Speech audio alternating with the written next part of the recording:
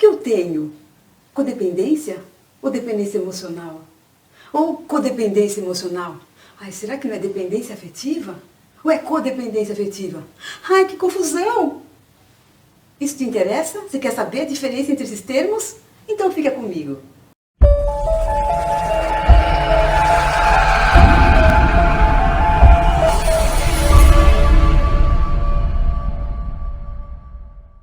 Olá, que bom que você está aqui hoje. Fico bem feliz pela sua presença e agradecida. E antes de começar esse assunto de hoje, eu quero te perguntar uma coisa. Você vive relacionamentos complicados, abusivos, destrutivos? Ou você vive dependência emocional, codependência? Então esse canal é para você, porque essa é a nossa especialidade. Então começa se inscrevendo aqui nessa marca d'água que tem a minha foto. E fique muito à vontade para comentar, compartilhar esse vídeo com muitas pessoas. E se você já me conhece, você sabe que eu estudo esse assunto em profundidade. Então já pode também dar o seu like. E fique comigo até o final desse vídeo para entender bem o meu ponto de vista. Vamos à pergunta da Paula Sampaio. Qual a diferença entre dependência e codependência? Bom, vamos lá, gente. Quais são todos os termos que eu já estudei que são extremamente relacionados com isso? Olha só, vou olhar aqui minha colinha, tá?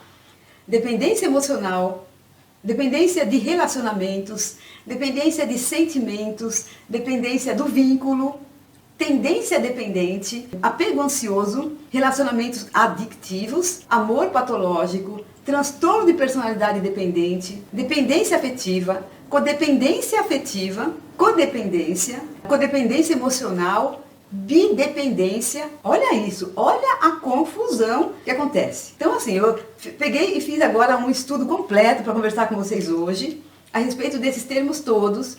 E aí eu percebi o seguinte: nos artigos científicos, os termos mais utilizados aqui no Brasil são dependência emocional e codependência. E nos artigos internacionais, o termo utilizado é codependência. Então, dependência emocional não existe, eu não achei nenhum termo que fosse relacionado a isso nos artigos internacionais. E existe diferença de conceitos entre estes termos?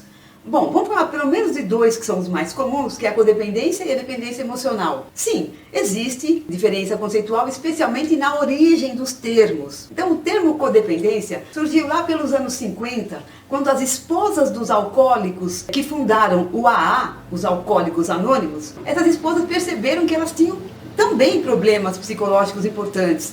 E elas começaram a perceber que eram semelhantes os seus problemas. Daí elas se uniram e criaram o grupo Al-Anon, para esposas de alcoolistas.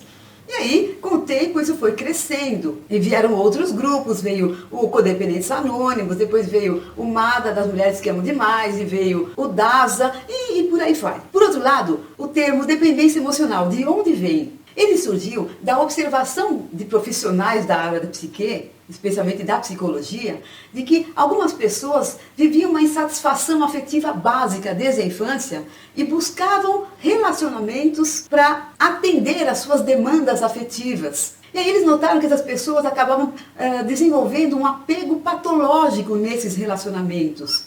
O termo dependência emocional também tem a ver com os estudos do John Bowlby, do apego lá na infância. Então se percebeu que a pessoa teria alguns tipos de apego que eram problemáticos na infância, então ela prosseguia na vida desenvolvendo essa dependência emocional nos relacionamentos desses parceiros. Bem, com o tempo, o termo codependência foi se ampliando, então com essa criação dos grupos que eu falei, do MADA, etc., foi se percebendo que muito mais pessoas viviam esse sofrimento da codependência, inclusive pessoas que não tinham nada a ver com dependentes químicos, que não tinham dependentes químicos na família e nem seus parceiros eram dependentes químicos. E aí o termo codependência foi crescendo e começando a abranger tudo o que a gente chama hoje de dependência emocional.